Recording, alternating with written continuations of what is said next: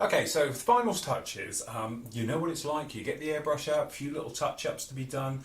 To be honest, when I was unmasking the actual cockpit area here, what happened was I peeled a little bit of paint off. So I knocked up some of the original colour and I thought, oh, I'll just pop round and put in some little bit of post shading. And quite frankly, I think I've gone a little bit over the top. So, you know, I'm not a fan of this type of weathering, to be honest, but sometimes it's quite nice to just sort of let your imagination run away with you and you end up with something looking a little bit like this. So what she's trying to show you and do at the same time is quite tricky. So what we've got down here, for instance, I'm literally just making sure your needle is clean at all times. This is the secret to doing this type of work. It's the 0.2 needle, very, very thin paint, and the air pressure is quite low. And all we're doing now is literally getting nice and tight, and I'm putting in some lines going in, and we're just picking out little panel lines. And what I'm doing, to be honest, the ones which the wash didn't take because of the multiple coats of paint this has had, okay, I'm using those as if this has had touch-ins. Okay, so all we're doing, because it's quite thin paint, you have to go over it quite a lot. So as you might be able to see down the side here, we've got this sort of weathering effect going on. We're just trying to bleach out some of the panels, and to be honest, it's looking pretty heavily weathered here. So we've gone from being a nice clean line jet to the cagbird to sort of the line jet to the end of the tour, perhaps. That's what I'm thinking with it, all right? But this is really where your sort of imagination can run riot. So I'm not a fan really of following a particular aircraft and things like that. I quite like just to go around and sort of think up little areas of where it's been. If I'm doing this type of weathering, if you're doing standard type of weathering, perhaps that we've done with all the other builds and things like that, I tend to just try and keep it like a jet. So I'll look at a particular jet and I'll try and keep it as is.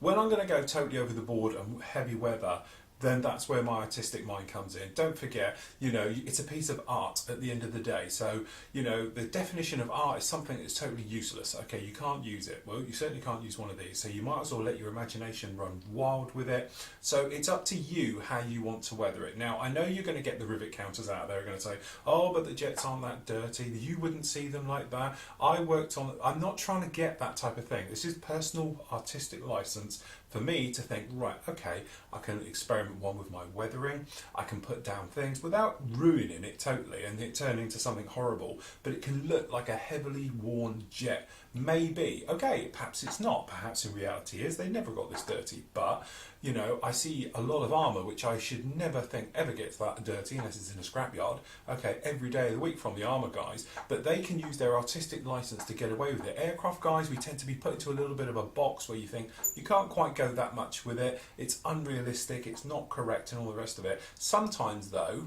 you know, I like to just push the boundaries just a little bit and think, okay, I'm doing it for me. I want it to be that way. I don't care what anybody else thinks. It looks good to me and I'm enjoying doing it, and that is the main point. And that's how you should feel when you're doing it. I know a lot of people, this is where I'll go off on a rant now, don't like talking in forums. They don't like putting up their own work and things like that because of what people say. Really? Who cares? You know, at the end of the day, if they don't like your work, then it's their problem, not yours. You obviously liked it from being up there, okay? This is this type of situation. I know I'm probably going to get slated for doing this, but I'm really enjoying it now, and I'm sort of in that zone, and I'm thinking, okay, I'm going to weather it like this, I'm going to do that to it, I'm hoping it's going to look right at the end of being something quite heavily worn, okay, without being totally over the top. But if it goes a little bit too far, really, does it matter? It's good practice, good techniques, and everything else, and I can take what I've learned from this build on with your next one.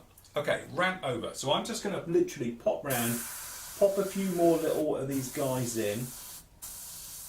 Okay, just take your time with it. Don't worry about if it goes a little bit awry and a little bit too much. Just enjoy yourself as you're putting down this weathering. Okay, if you get overspray onto decals, don't worry too much about it, because in reality that's how it will be. You know, certainly roundels, things like that, and the numerous decals we've put on here. Be careful quite where we touch this, but like underneath now you can see we're into this situation where, you know, we can't see a lot of these smaller decals down on here, but certainly, you know, you can still make them out, so they're still there under it.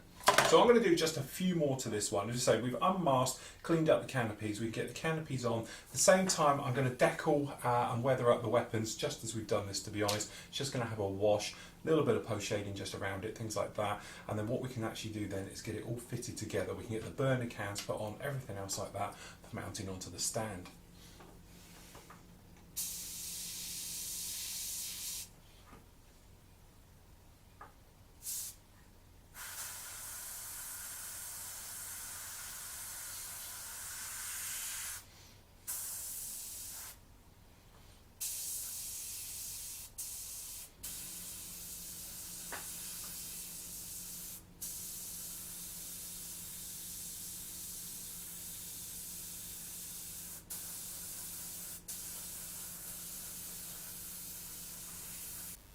Okay, so we're getting quite near the end, and it's one of those things, looking at it now, just making a few little changes. So I just want to explain what we're doing. First of all, we put the refueling probe together, pretty straightforward. It's all white, this back area is in silver, and then at the front. Now, looking at the reference photos to what you get, they're not exactly brilliant. Now, if you wanted to be a bit of a purist, you could reshape the actual front of the probe because it's far too thin and tube-like.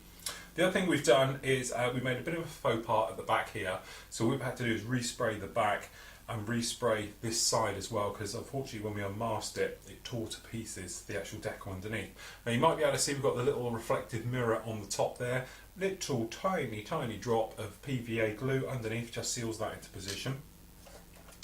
Weapons fit, as you can see, is now on, so we've just done PVA glued these sparrows in, sidewinders to the outer rails, as you can see, and everything else moving through. I'll just take this off. Now, when I was going through, you know what it's like, you're looking at your model and you're thinking, oh, it's all looking very good. And then I'm thinking, I don't know, it just needs something else. Now, as we know, we've been weathering this pretty extensively and everything else. My main problem I had to it was when I was looking at these wings and that, they're looking a little bit light. Now, you might be able to see this on here. All right, now, I know what you're thinking. That looks great and all mottly. Well, I hope you're thinking that.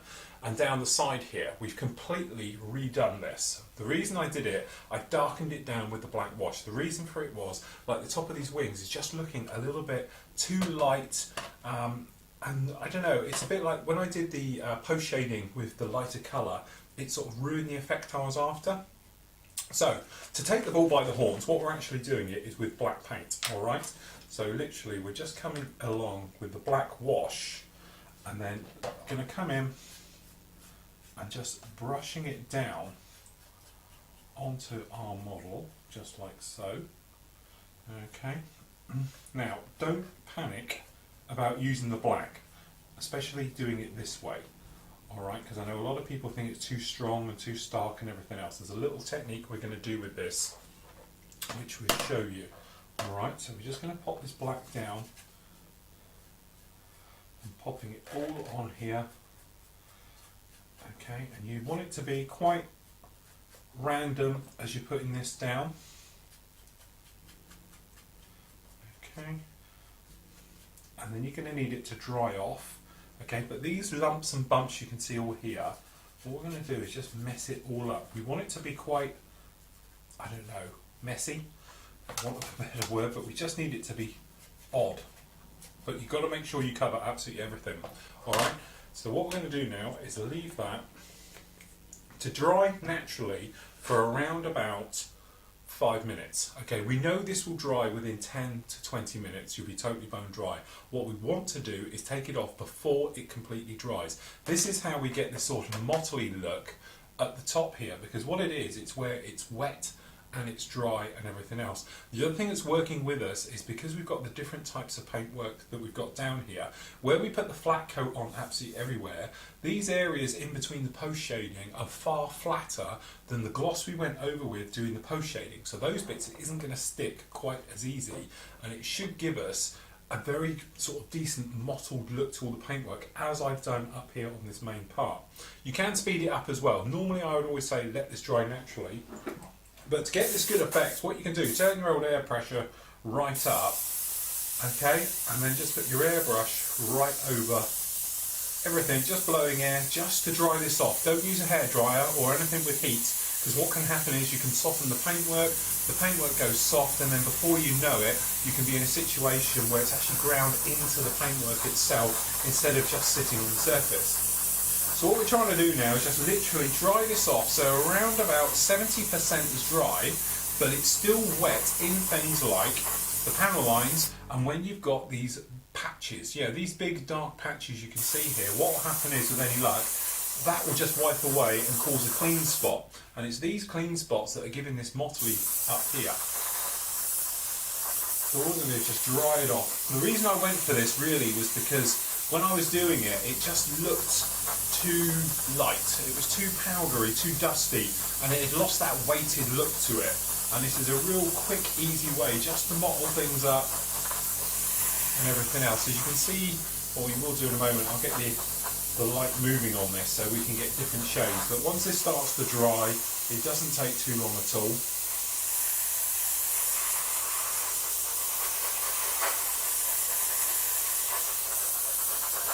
Okay, you can probably see it's going a little bit dark.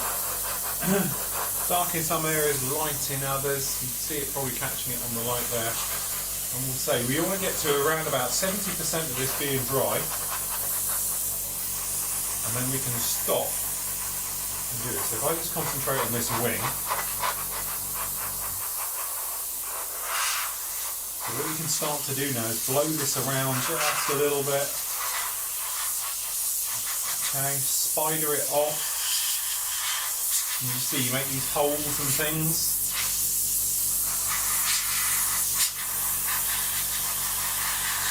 Okay, the first thing we want to do, that will do nicely, we've got our cloth here. We're just going to grab the back end. We want to make sure we've got none coming underneath, because we don't want to really do any more weathering under here. Okay, so we're just going to take these areas and just clean off this excess which is coming down and under, because really we're not interested in having any more on the bottom. We're happy how the bottom is, so we're stopped. We don't need any mottling going on or anything else. So, holding carefully, because we've obviously got weapons fit on here, all we're going to do to start with, just give it a wipe dry, and as you can see, we're not getting too much off of this at all. So that, just make sure that's all dry in that area. Then we're going to wet it. That's it, and we're just going to really just stain it in a bit. So we'll do a wet pass, and then coming in with a dry.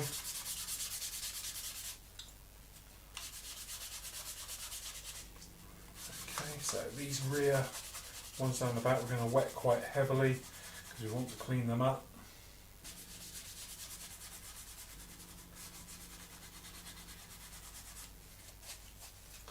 And then hopefully what will happen is, let's wet the cloth now, give this a buff.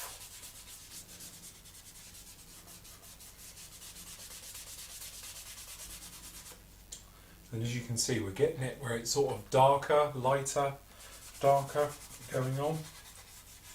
Usual thing, just make sure you go in the direction of airflow for your last passes. Make sure you get in this wing root, so cotton bud.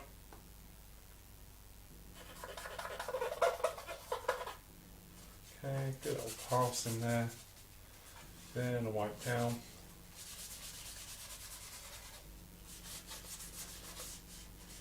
And there we go. That then now joins our other side with this great weathering all down here, and the wing sort of blends into it now, and it just gives us that all over mottled type of look to everything. So we can do the same on the other side. As you can see, if I do it like this, you see these patches happening here? This is where it's not wet, where it's wet underneath, and it's causing it to come away quite easily. In other areas, obviously, it has a hard time pulling off, and this way you can get this great mottled look to your paintwork.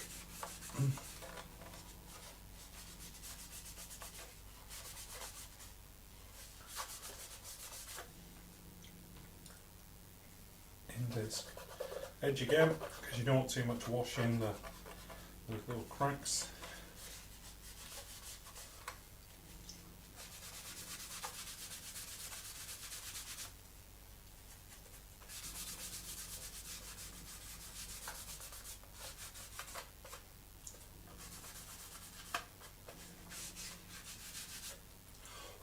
And there we go.